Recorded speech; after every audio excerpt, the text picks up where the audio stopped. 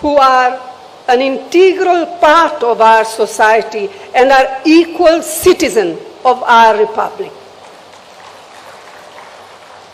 It means using our society's age-old pluralities to divide us and subverting the carefully nurtured idea of unity in diversity.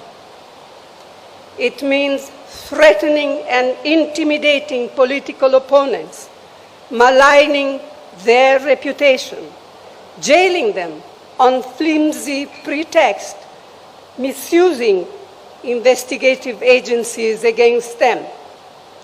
It means eroding the independence and professionalism of all institutions of democracy. It means the wholesale reinvention of history, the constant denigration of our leaders, especially Jawaharlal Nehru, and the systematic moves to distort, deny, and destroy their contributions, their achievements, and their sacrifices. It means glorifying the killers of Mahatma Gandhi and their ideologues. It means the blatant undermining of the principles and provisions of our nation's constitution, of its pillars of justice, liberty, equality, fraternity, and secularism.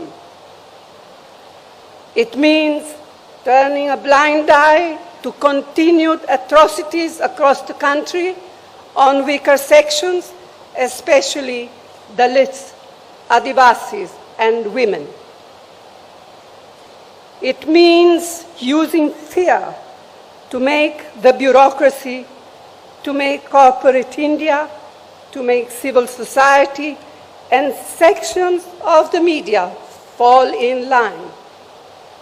It means more empty slogans, diversionary tactics, and utter silence on the part of an ever so eloquent Prime Minister when the healing touch is most needed. It is not just the undermining of our long-cherished values embodied in the Constitution that are now at grave risk. The fires of hatred and discord that are being ignited have taken a heavy toll on on their lives. This is having serious social consequences, much more serious than we can even imagine. The vast majority of Indians want to live in an atmosphere of peace, of amity and harmony. The BJP, its cohorts and surrogates, want to keep people in a state of perpetual frenzy and conflict. They constantly provoke, instigate, and inflame. We have to combat this growing virus or divisiveness that is being maliciously and mischievously spread. This we must do at all costs.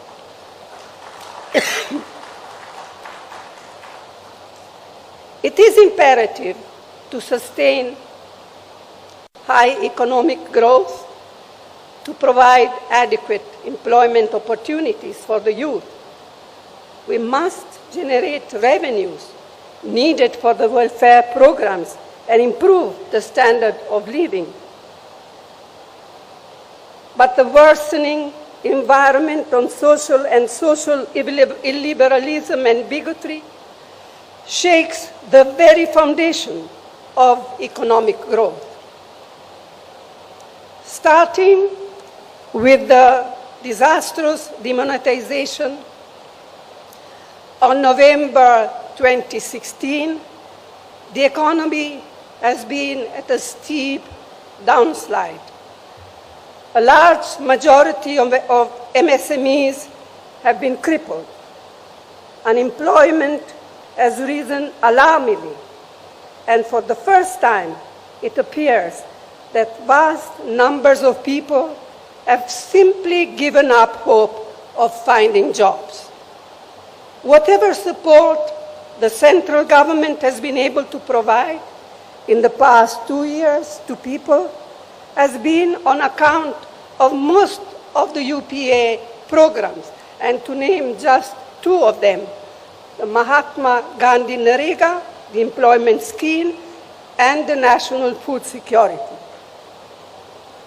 The sheer tenacity of farmers and their organization compelled the Modi government to repeal the 3 black laws.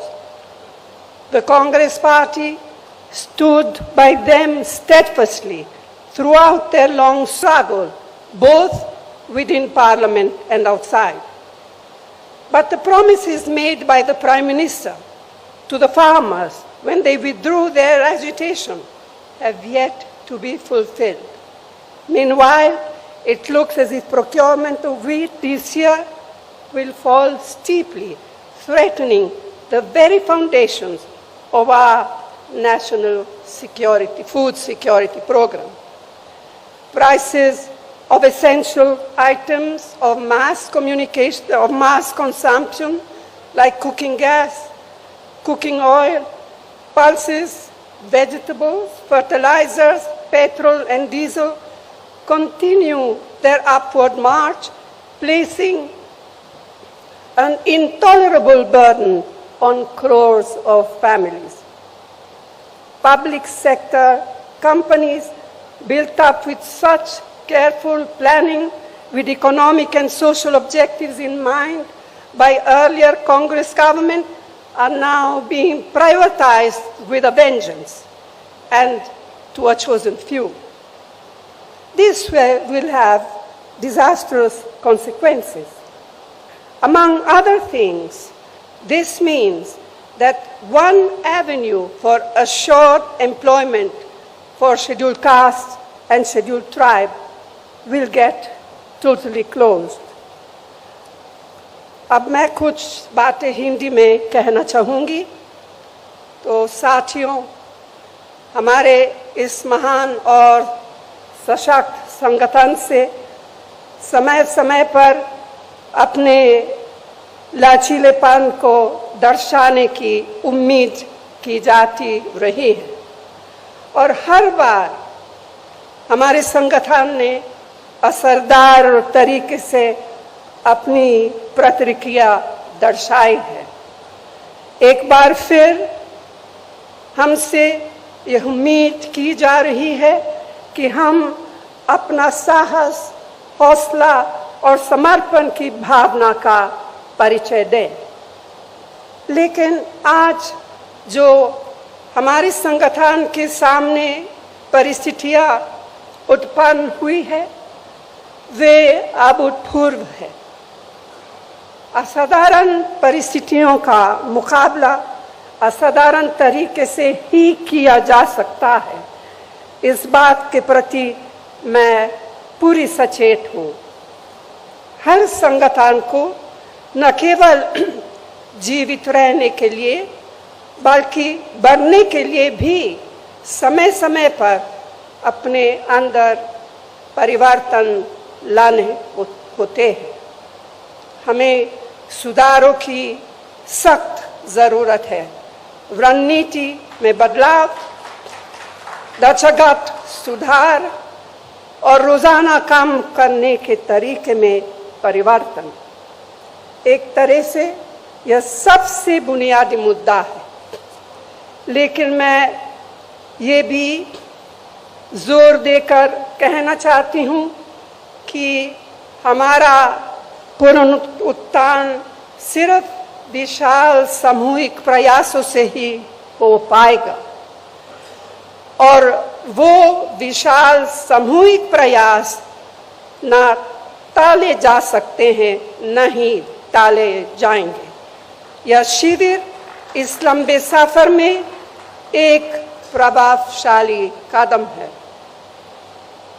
हमारे लंबे और सुनहरे इतिहास में आज एक ऐसा समय आया है जब हमें अपनी निजी आकांक्षाओं को संगठन के हितों के अधीन रखना होगा। पार्टी ने हम सभी को बहुत कुछ दिया है, अब समय है कर्ज उतारने का। मैं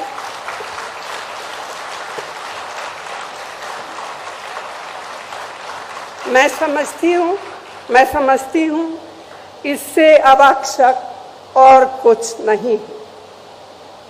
तो साथियों, मैं आप सबसे आग्रह करती हूँ कि अपने विचार खोलकर रखें,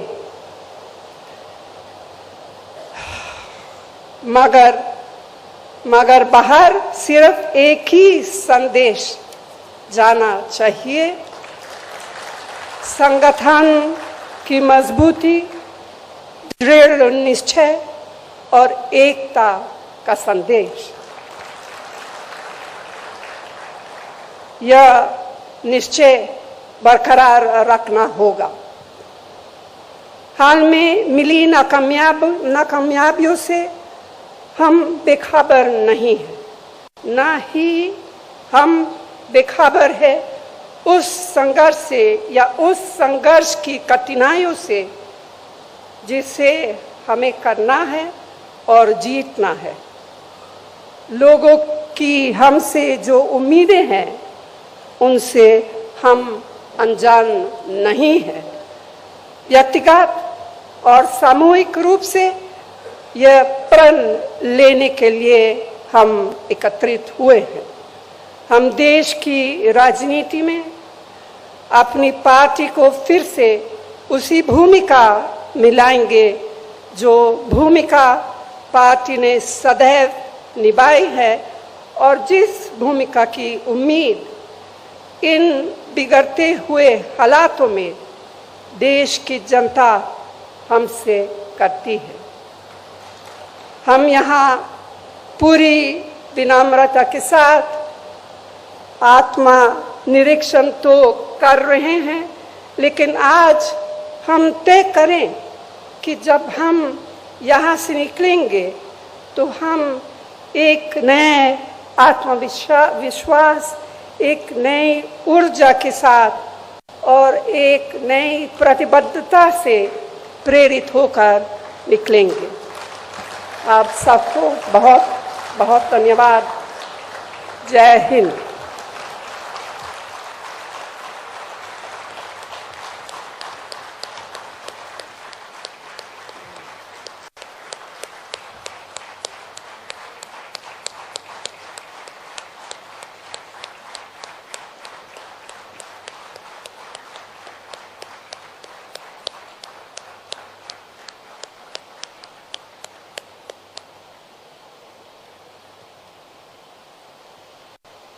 कांग्रेस अध्यक्षा के इस प्रेरणादायक उद्बोधन और मार्गदर्शन के लिए हम सब लोग इनका धन्यवाद करते हैं और हम लोगों को पूरी आशा है कि इस नव संकल्प शिविर से ही हम लोगों का आगे का रास्ता शुरू होगा।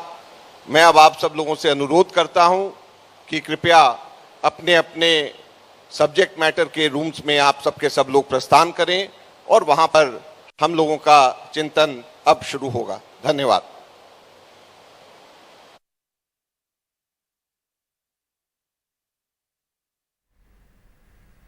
तो उदयपुर में कांग्रेस का नव संकल्प शिविर चल रहा है, उसमें कांग्रेस की अंतरिम अध्यक्ष सोनिया गांधी ने अब से कुछ देर पहले संबोधित किया यहां तमाम कांग्रेस जनों को, जिसमें उन्होंने कई बातें खुलकर कही हैं। उन्होंने कहा है कि हमें सुधारों की सख्त जरूरत है और इसके लिए विशाल सामूहिक प्रयास से ही ये संभव होगा। हमें अपनी निजी आकांक्षाओं को संगठन के अधीन रखना होगा। साथ ही उन्होंने कहा कि पार्टी ने हमें बहुत कुछ दिया है, ये समय आ गया है अब उस कर्ज को उतारने का। इससे आवश्यक इस वक्त और कुछ भी नहीं है। अपने विचार आप सब लोग खुलकर रखें। और इस मौके पर यहां पर उन्होंने बीजेपी पर भी साथ में निशाना साधा है और ये कहा है कि जो माहौल बना हुआ है उसमें हमें विरोध अपना दर्ज कराना होगा।